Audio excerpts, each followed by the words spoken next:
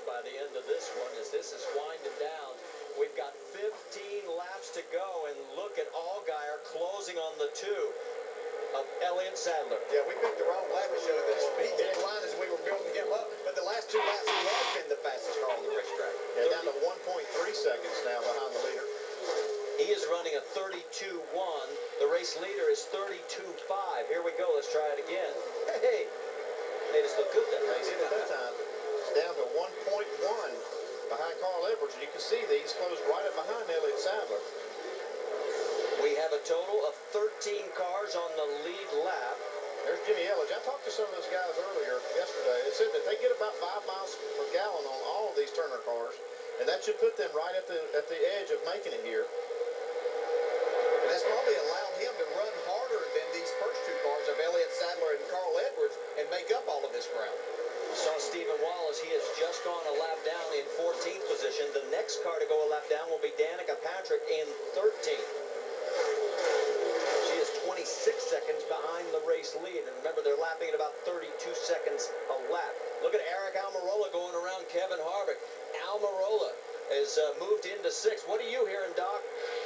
Well, now Kevin Harvick has run 71 laps on the same set of tires, but he may be having an issue. Listen.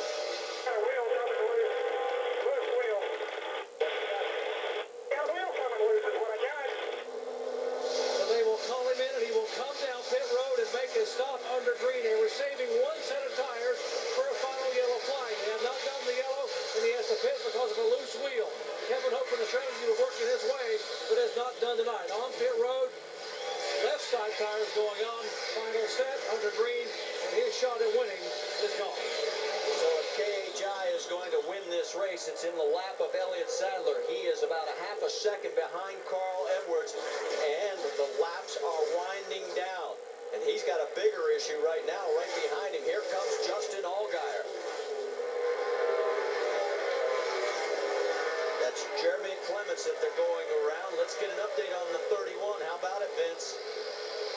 Allgaier is lurking. He's challenging Elliott Sadler, looking to come up on Sadler's high side now, back up to the bumper. Of course, running in 3rd place. They just told Allgaier on the radio as he looks outside for 2nd that they believe the 2 and the 60 are going to come up short.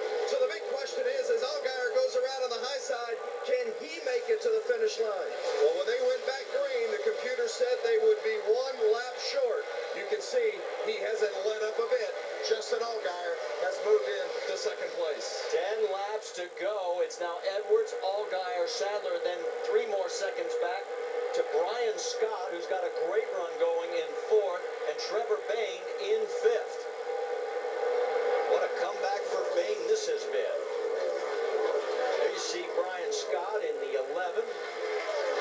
Just a little bit further back is Trevor Bayne. Doc, give us an update on Brian. Both those guys having great runs. It would be a season best for Brian Scott there in the 11 car. But the bad news, he was told at the beginning of this run, you're probably going to be 2 laps shy on fuel. Save all you can save. There's Kevin Kidd, the crew chief, say, you know what?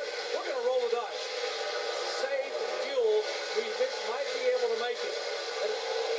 And the 16 car behind him, Trevor Bayne, he was also told that they were going to be 2 laps shy on fuel. And Trevor obviously doing everything he can to save fuel and save positions. Right now, both those cars in the top 5. Yeah, for Brian Scott, remember 3 races prior to Charlotte, his best finish was 27. And now he comes off that 8th place run in Charlotte. I think the 2's out of fuel. Danielle, Elliott Sadler is pulled down onto pit road. Mike? He's not out of fuel. He's got a right front tire going down, and that's why he's coming down pit road. They still thought they were good to the finish, but obviously a bigger problem now developing on the 2. So another heartbreak for Kevin Harvick and his team. Right front. Elliott Sadler's chances of winning this race have just gone sliding to a stop. Oh, that is just a heartbreaker. Had a great car tonight. They are putting a lot of laps. These guys didn't take tires that last time, so they're getting a lot more laps on the tires than what they've seen all night. And based on that move alone, we could see another change in the points lead. Let's focus on the race finish right now because Carl Edwards has got a 1-second lead over Justin Allgaier. Scott and Bayne are now 3rd and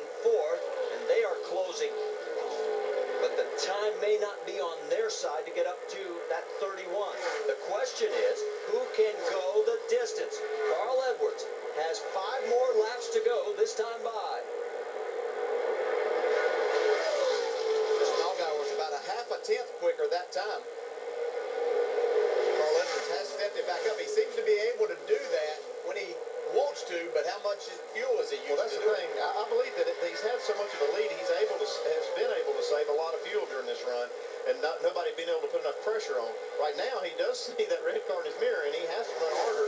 And that's the only hope that Allgaier has, is maybe he can run him out of fuel. Let's see who's fastest this time at the line. 4 laps remaining. Justin Allgaier, quicker than Edwards. You can see how far back it is to 3rd place. It's a full 6 seconds now. This is a 2-car race unless both of them run out of fuel. Edwards trying to tie Roush Fenway team history with a 4th straight win. Such a tough position as the leader of the race, because you want to save fuel. You know you're close on that, but you also see this car coming, try to take the lead from you. We started at the beginning of the broadcast talking about Justin Allgaier being one of those guys that needed a big run. He came into this race 22 points behind the lead. And here he is running in 2nd place. Next time by, there will be 2 laps remaining, and